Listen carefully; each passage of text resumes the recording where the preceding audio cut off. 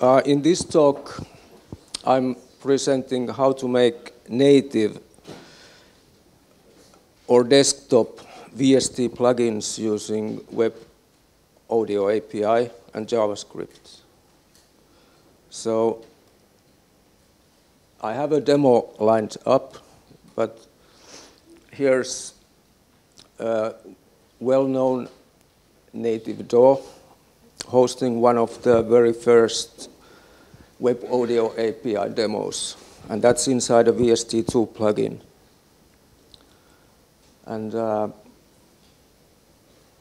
the details of how I managed to do this is in the paper, but I'm presenting now like a high-level overview how it's done. So I'm pretty sure that most, if not all of you, are already familiar with the native plugin concept. So the native plugins are DLLs, or shared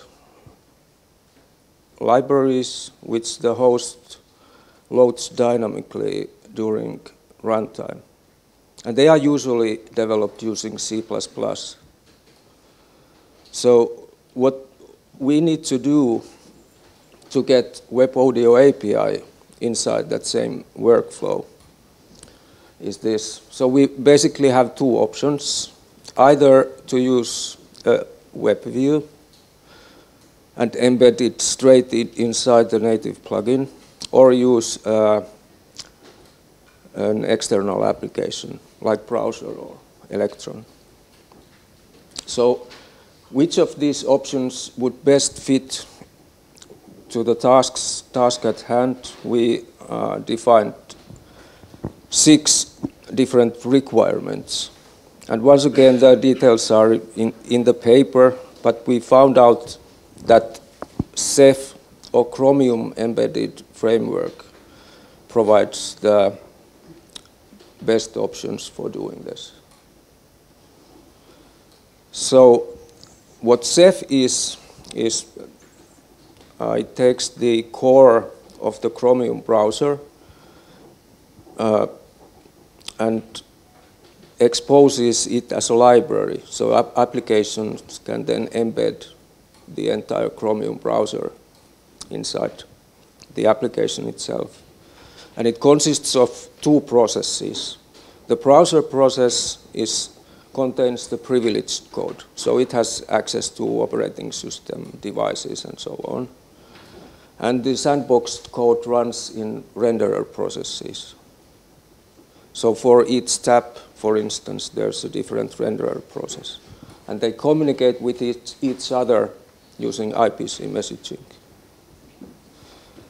So in order to use that in VST plugin, I developed a class called Ceph Bridge, which hides the implementation details of Chromium embedded framework and VST.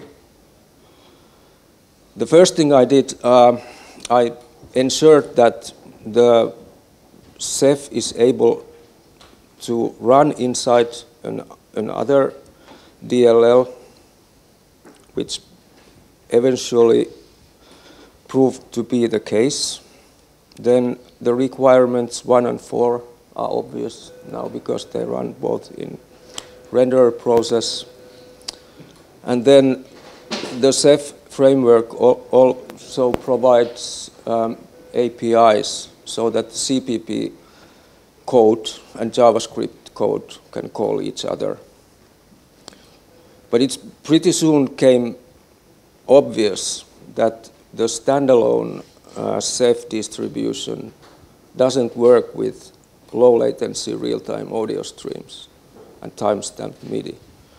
So I had to fork and patch Chromium code, which was kind of scary because at that point I didn't know anything about the internals of browsers. But it actually turned to be quite straightforward. So let's start with the audio. So, like I mentioned, the browser process contains the privileged code, which has access to operating system. And for audio, it implements this via audio manager class. So it has access to speaker and microphone and so on. So I just replaced that one with the virtual audio manager class, which instead of getting audio from microphone and pushing it to speakers, it gets the audio data directly from the plugin. So what this means is that VST side's process replacing call will appear at the web audio API side as a media stream audio source node, like microphone or line inputs. And the output of web audio API graph is grabbed from audio context.destination. And it's then routed back to the VST site for further rendering. Same thing for MIDI.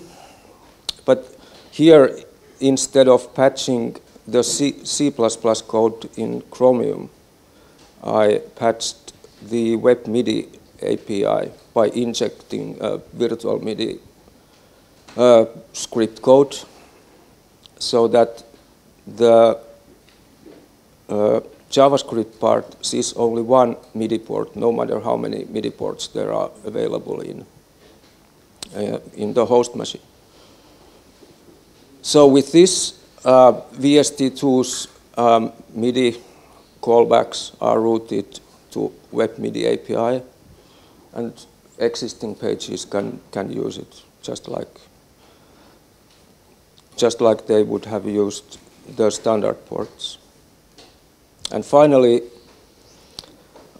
we found out that the Ceph library as a file can reside anywhere in the file system as long as some plugin or search path are set correctly.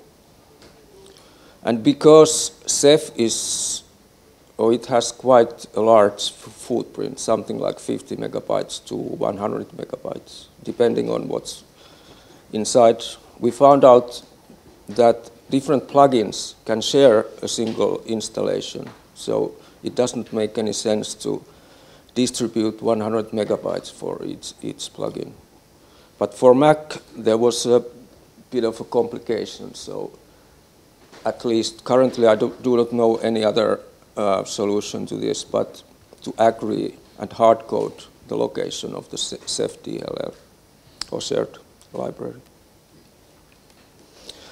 And finally, this is just to show this is still work in progress, but the web audio plugin proposal that Michel was presenting before this will be compatible with it. So it will automatically map to the correct VST messages and parameters. So yeah, this is the final architecture for this proof of concept, and I have a small demo which is a bit radioactive. I hope it works.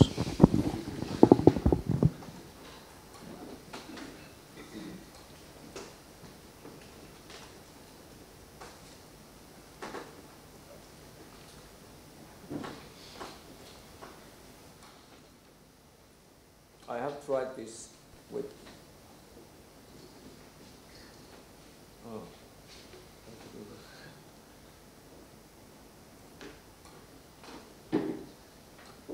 okay, I have tried this with a couple of hosts. It seems to work with any VST host that any DAW that supports VST2. So let me find the plugin here.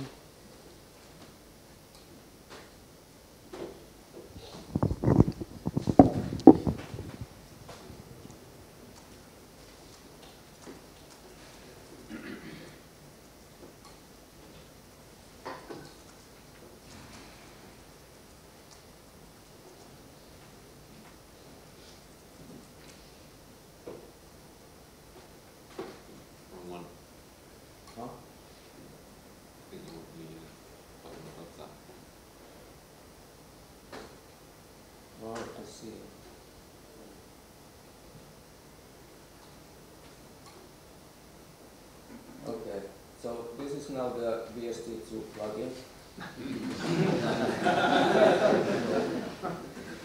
And if you have a demo or application that you have developed yourself, please come and talk to me during the conference. So this supports an URL here, so we can try it out if it works with this framework. So let's first see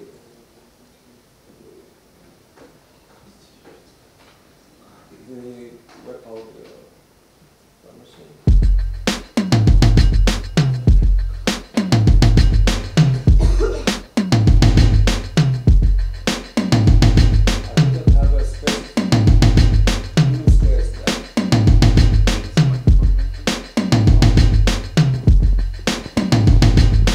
So let's see.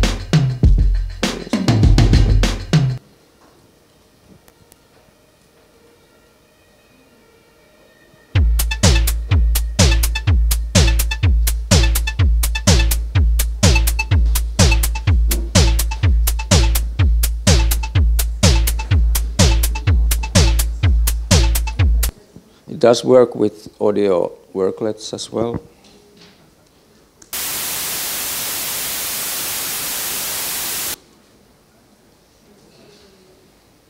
And finally,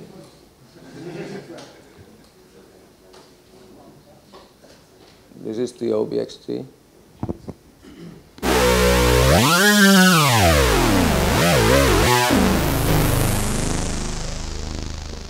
Finally, maybe. This is a bit of a trippy experience because I'm now running this one.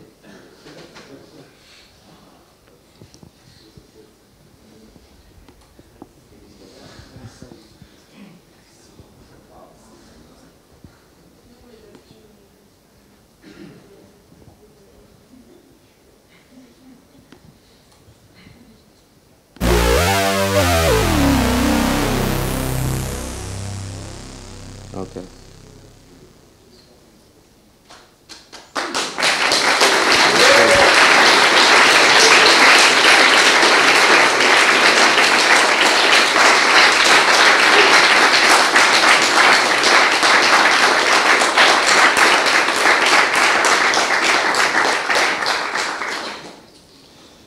Okay, so am I out of time already? So for the evaluation, I developed 3 plugins.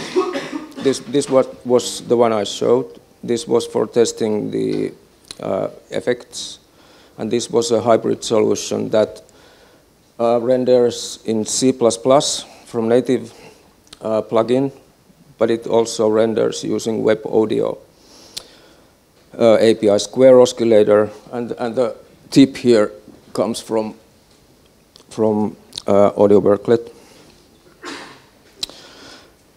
And the result is that it works with 128 buffer size without any additional FIFOs. It's synchronous, which is really cool. So there's no added latency in audio output. The input sources are unfortunately shared, so there can be, at the moment, only one effect plugin at a time. The Ceph message loop would best be integrated using a thread, but when doing that, unfortunately, there's no GPU support. The biggest problem probably is MIDI. It kind of works, but 24 milliseconds latency is quite a lot for professional plugins. But what was cool with this experiment I did, that it really shows that web audio API is sample accurate. So these all audio streams reacted to a single MIDI note on. And you can see that all the onsets are 128 samples apart, which means that they line up perfectly. So these message issues will be addressed in the forthcoming version, which needs to break backwards compatibility. So instead of using this event-based system for MIDI, I'm planning to push all the data that is connected with a single buffer rendering in a single call.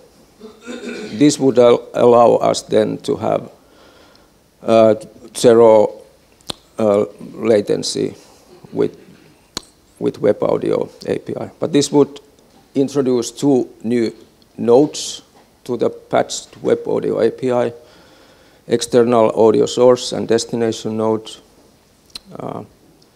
And I'm not suggesting that these nodes should be included in Web Audio API standard, but what if they were there?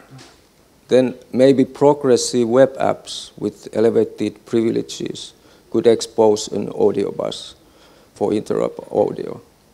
And that would then allow us to have native VST plugins exposed to the browsers, I think. So to conclude, I discussed how to implement native VST plugins using Web Audio API. I have a proof of concept implementation based on Ceph, and the second iteration is currently in pipeline. So thanks. Unfortunately, I couldn't manage yet to push the source code, but it will be available in that repo probably tomorrow. So thanks for your time.